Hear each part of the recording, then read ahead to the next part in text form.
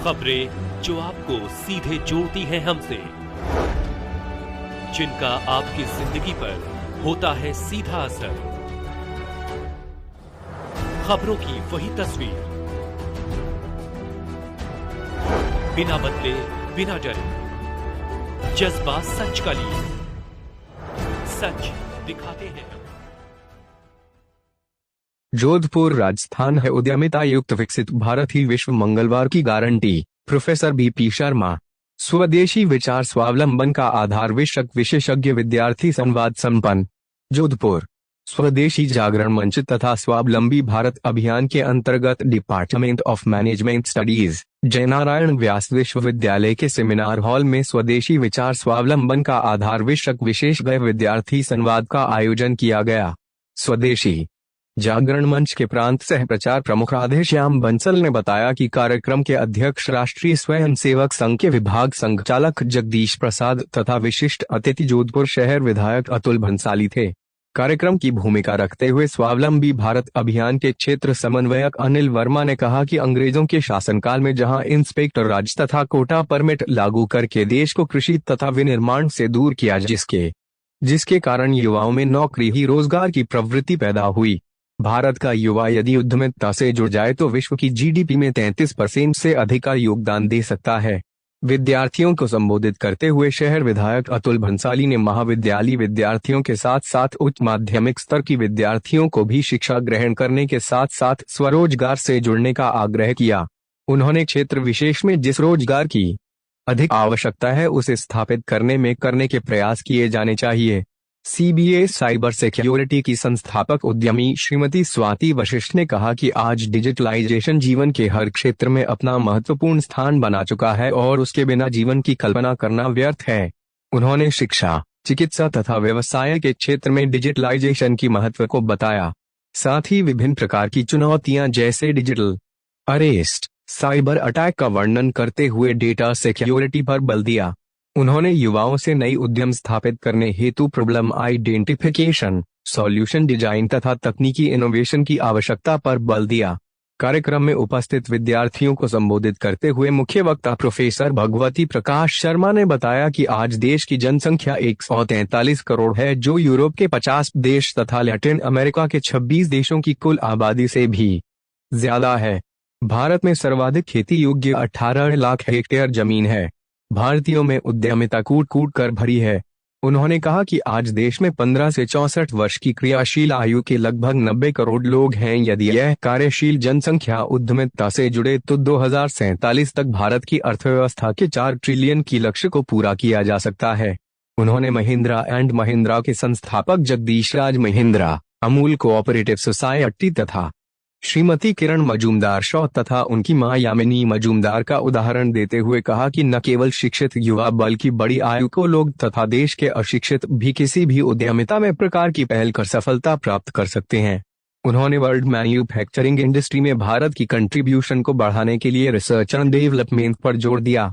स्वदेशी अभियान का उल्लेख करते हुए उन्होंने जापानियों का उदाहरण देते हुए लोगों से स्वदेशी उत्पादों का आधिकारिक उपयोग करने का आह्वान किया।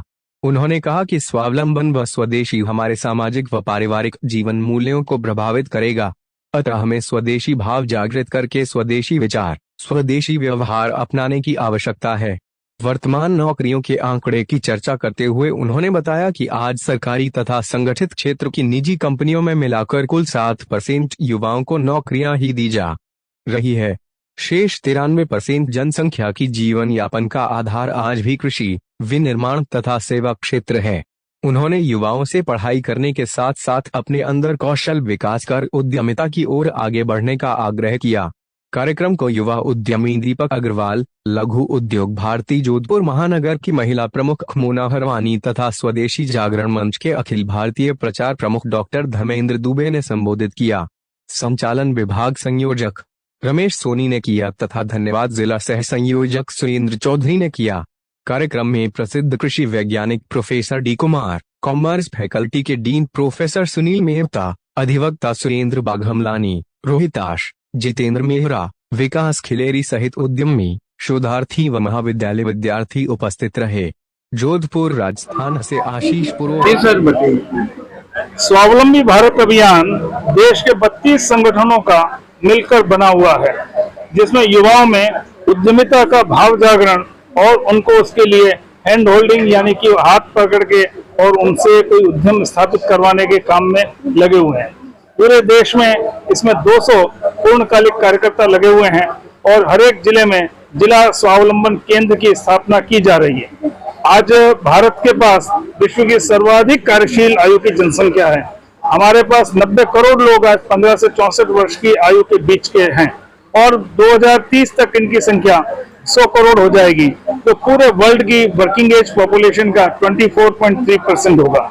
कॉन्फेडरेशन ऑफ इंडियन इंडस्ट्रीज और कई विशेषज्ञों का अनुमान है कि यदि भारत के इन सभी लोगों, कार्यशील आयु के सभी लोगों को किसी काम में उद्यमिता के माध्यम से संलग्न कर लिया जाए तो भारत एक $40 ट्रिलियन 400 खरब डॉलर की अर्थव्यवस्था बन सकता है। अमेरिका भी आज $26 ट्रिलियन की ही अर्थव्यवस्था है। तो हमारे हर एक युवा में ऑर्गेनिक एंटरप्रेन्योरशिप का भाव जागरण करना, यानी कि जिसके पास पैसा नहीं है, जिसके पास कोई एसेट्स नहीं है, कोई अपना भवन और अन्य कोई सामग्री नहीं है, वह भी अपने मनोबल से कोई छोटा व्यवसाय शुरू करे और धीरे धीरे उसी को आगे बढ़ाते हुए और एक बड़े विशाल उपक्रम का वह स्वरूप ले सके।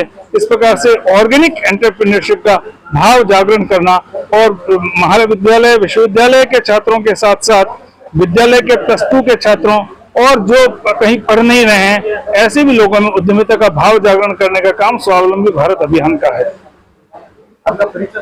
मैं भगवती प्रकाश, स्वावलंबी भारत अभियान का अखिल भारतीय समन्वयक। जी भाई साहब, आज स्वदेशी जागरण मंच जोधपुर की तरफ से उद्यमिता विकास और स्वावलंबी भारत अभियान के लिए ये आज एक छोटी सी सेमिनार रखी थी, क्योंकि आजाद हिंदुस्तान में कभी भी सरकारी रोजगार 6-7% से ज्यादा नहीं रहे और हमेशा स्वरोजगार ही रोजगार का सबसे बड़ा साधन है। तो मैं ऐसे लोगों से अपील करता हूं आपके माध्यम से जो इन सरकारी नौकरियों के तैयारी के लिए कोचिंग सेंटर के मकड़ जाल में फंसे हुए हैं, वो अपने समय वो काम जरूर करें पर समय बर्बाद नहीं करें। वो 6-7 साल अगर वो कोई उद्यमिता का या स्किल डेवलपमेंट का काम सीखेंगे और भारत और राजस्थान सरकार की ऐसी अनोखी योजनाएं हैं जिनके द्वारा उनको ट्रेंड करके खुद के रोजगार के लिए प्रेरित किया जा सकता है, तो मैं समझता हूं कि वो अपने परिवार का, घर का और देश का कल्याण कर सकेंगे। स्वरोजगार और स्वदेशी जागरण मंच इसके लिए सदैव तत्पर रहा है और आगे भी रहेगा। धन्यवाद। जय हिंद, जय भारत।